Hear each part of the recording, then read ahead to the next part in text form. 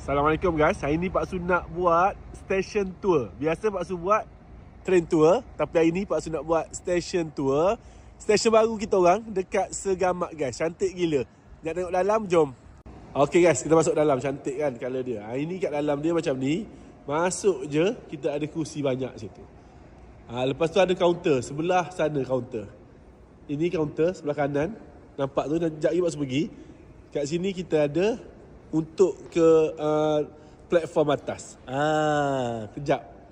Ini jalan nak ke kaunter. Nampak? Ini je kaunter dia. Cantik. Kaunter baru guys. Cantik. Situ mesin untuk beli tiket. Kios lah kita panggil. Kita jalan lagi nak pergi ke toilet. Ada kedai juga nanti akan dibuka kat dalam ni. Memang nice gila. Stesen ni nice gila. Pak Su tak tipu korang guys. Jom. Bila buka nanti, sebelah sini kedai, sebelah sini kedai. Lepas tu kita ada toilet. Toilet dia luas. Cantik, luas. Surau semua, nampak? Pak Su lalu dah. Gitu. Ini bilik utility. Sekejap, kita pergi. Tandas dia sini. Okay guys, dalam stesen Segamat ni, nampak? Ini tandas lelaki. Satu. Kita tengok lah, tandas lelaki dah boleh masuk. Allahumma inni nampak? Cantik. Baru kan?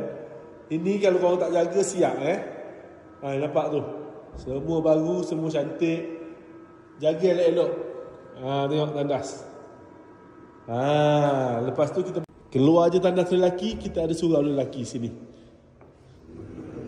Surau cantik guys. Lampu dia mana? Ni. Cantik, bersih, luas. Ini kalau tak jaga memang rugilah kita. Ini pula tandas OKU. Nampak? Untuk OKU, kita orang KTM ni tak pernah menganaktirikan. Kita memang jaga OKU.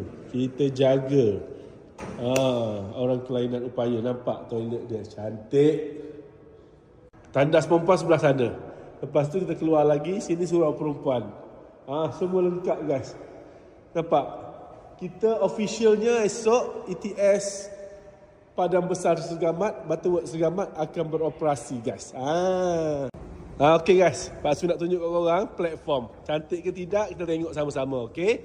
Tapi stesen ni memang cantik. Yang mana orang-orang Segamat nak naik train ETS, jangan lupa esok 15 hari bulan Mac, kita orang start dah beroperasi di Segamat. Segamat nak pergi ke Padang Besar lepas ni tak payah dah. Tak payah tukar-tukar digemas. Terus sampai Segamat, okay? Kita tengok apa yang ada kat dalam ni. Cantik stesen, ya Allah. Dah macam MRT, tinggi dia. Nice gila guys. Pak Su tak tipu korang guys. Korang kena jaga elok-elok ni. Ini